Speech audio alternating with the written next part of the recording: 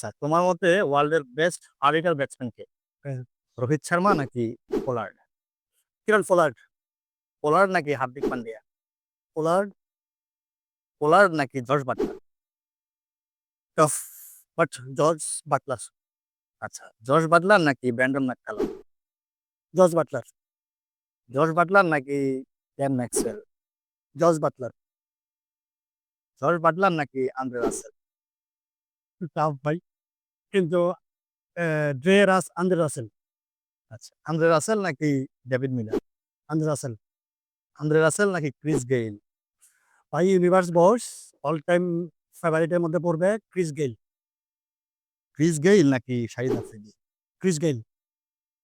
Chris Gayle নাকি AB de Villiers? ভাই এরকম প্রশ্ন করিস না ভাই, এটা অনেক আরেকটা question. But Chris Gayle hitter ঠিক আছে, আর এবি ডিভিলিয়ার্স ভাই অল টাইম ফেভারিট। সো অবশ্যই আমি এবি ডিভিলিয়ার্সে যাবো। আচ্ছা, দুজনের ডিফারেন্সটা কেমন হইতে পারে? 19-20, 19-20 ভাই, এটা মানে অনেক মানে টাফ আন্দাজে 19-20। কাকে কত দেয়া যায়? দুজনকে 10-10 দিতাম, কিন্তু আসলে একজনকে পিক করতে হলে আমি ডিভিলিয়ার্সে যাবো।